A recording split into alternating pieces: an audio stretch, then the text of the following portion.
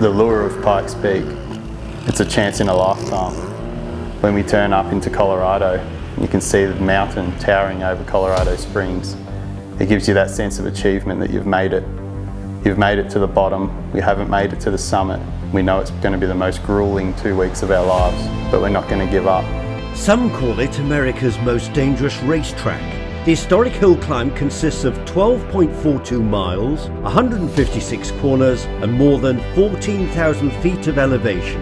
Climbing to the summit brings with it unique challenges, like the thinner air up top that robs engines of up to 30% of their power, and the unpredictable weather keeping teams on their toes. I grew up in a garage working on race cars and go-karts with my father, with a big poster of Monster Tajima on the wall in his Suzuki. Now I have that opportunity to be one of those competitors heading up the mountain this year.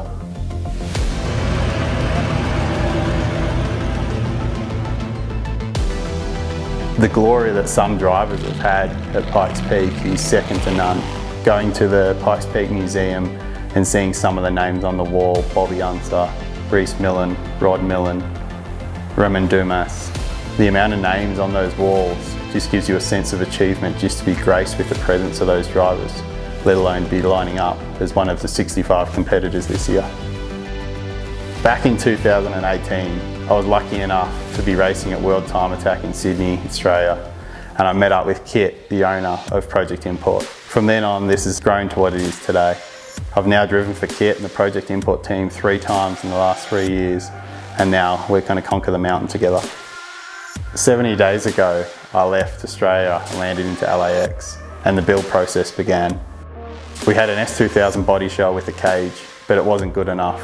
We decided to start the whole process again. Myself, Kit and the boys at Project Import stripped the S2000 back to bare metal and started the process. We had our custom build Eagle stroker kit for our F-Series, stroking out our 2-litre F-Series to 2.3 litre. Coupled that up with a sequential transmission from TT Industries in New Zealand. We connected all that together, made it all run with our M-Tron ECU with enough electronics to send me to the moon.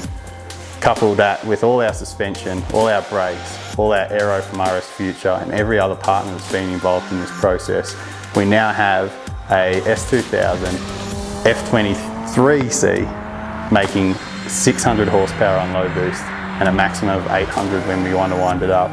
It's an amazing opportunity and an amazing bunch of people that have been involved in this process, and I can't wait to get to the top of Pikes Peak. It was time for unofficial practice week. Full of nerves and hungry to learn the mountain, Brett and the team hit the bottom section first and would work their way up the mountain over the next few days. Brett was able to lay down some respectable times, and the week was off to a good start, but not all was at ease.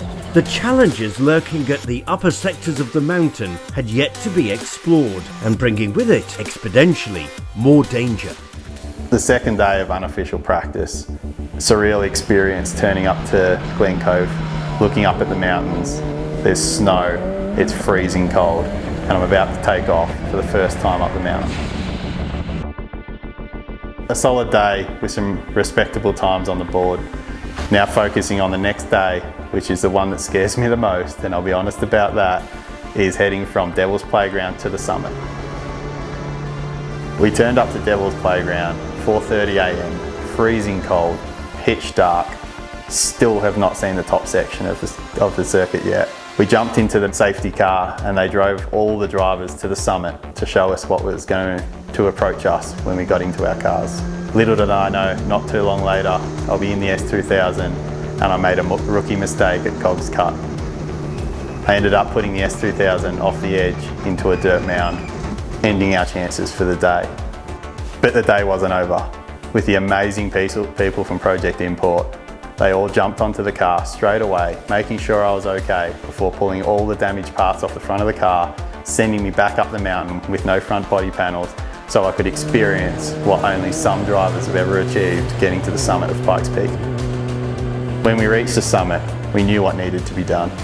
We had to send the car back to California, make it look brand new again before we headed back to Colorado for tech inspection. The car arrived back into California on Monday night, about 6 PM, with all our crew still currently stuck in Colorado from a flight delay. Lucky enough, our truck driver started pulling the car apart, and the process started. Tuesday was a 15-hour day, Wednesday another 20-hour day, and Thursday another 20-hour day, just to get the car back into the truck so it could head off back to Colorado. With the S2000 back in Colorado, the team headed to tech inspection. This was the first time fans would be able to see the 2021 Pikes Peak competitors, and the team was thrilled to share what they had built in the last 70 days. So we rolled up to the mountain, day one of official practice. It's now 4 a.m, crack of dawn, pitch dark, fog rolled in. We're now heading up to Glen Cove to start section 2 and the first day of official practice for race week. We headed off from Glen Cove for my first official time session. The S2000 had other ideas for me. Lucky enough, the project import boys jumped onto the job at hand, quick, smart, and got me back out, only losing one session for the day. We set some respectable times in our division and rolling into what is going to be an amazing race week. It's now time we head to the upper section, the section that bit me last week and still plays a part in the back of my mind. So Brett was able to finish 4 complete sessions today in the top section of Pikes Peak, and he didn't crash, and that's a good thing. And he was able to go 40 seconds faster. We were able to collect some data from it. Brett's a little more comfortable up there now. The suspension adjustments that we've made to the car by softening it up has dramatically helped Brett bring back confidence up top. So tuning this car has been a bit of a challenge. Initially it wasn't. I was tuned at my altitude, basically sea level-ish. And that part of it went fairly straightforward. No major issues there, besides some boost control issues that turned out not to be a problem at altitude.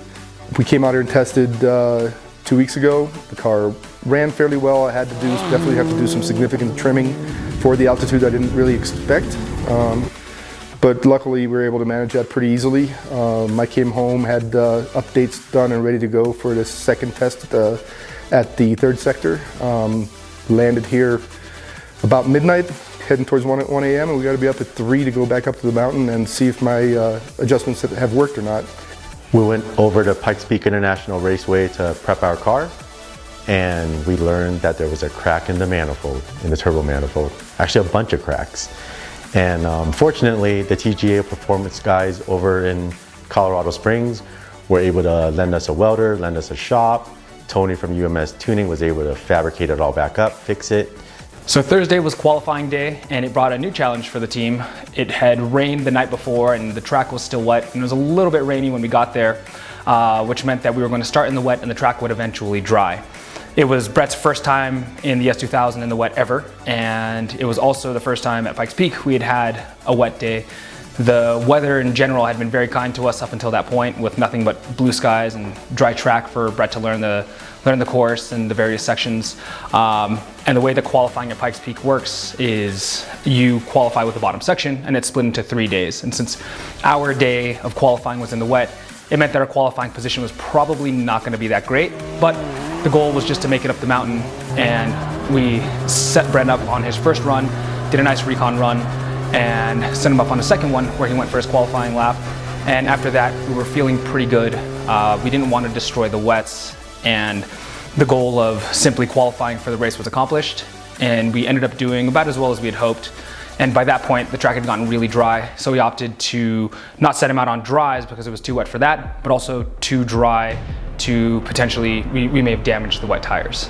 With qualifying done, the stage was set for the big day, and the teams made their way towards the pit area the night before to settle in. In doing so, they encountered a peculiar delay, followed by another reminder of just how unpredictable the mountain can be. So, race day. Not sure where to start with this. We turned up to the track at 2 a.m. and we weren't allowed into our pit area because there was a bear in the tree, so that's definitely something that I'm not used to coming from Australia, but Pikes Peak doesn't disappoint with the curveballs that it throws at you. So we ended up finally getting into the pits and having a bit of a sleep. So I was lucky enough, had to sleep in our rental car and got ready to start the day. And Ended up going to driver's briefing and was informed that there's about 6 inches of snow at the peak of the mountain, so getting to the summit was off the cards.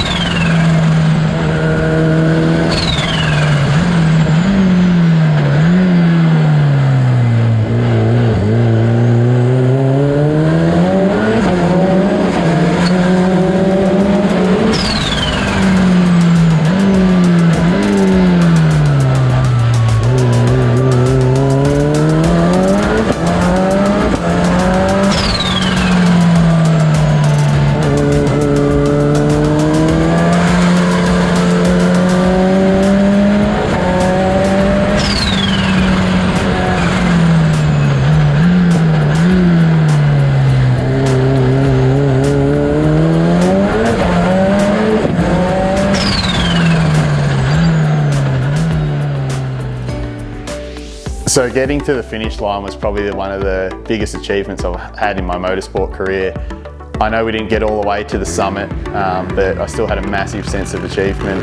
Just to get that checkered flag and say that I've finished a Pikes Peak International Hill Climb is a massive thing for me. I no longer have that R next to my name for a rookie, so we'll be back next year. I can't wait to get back here. I have unfinished business and I want those stale donuts at the peak so bad.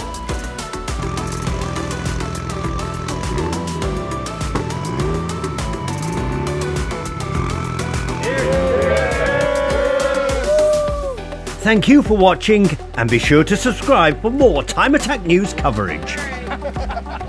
So guys, here we are, the end of Pikes Peak for 2021.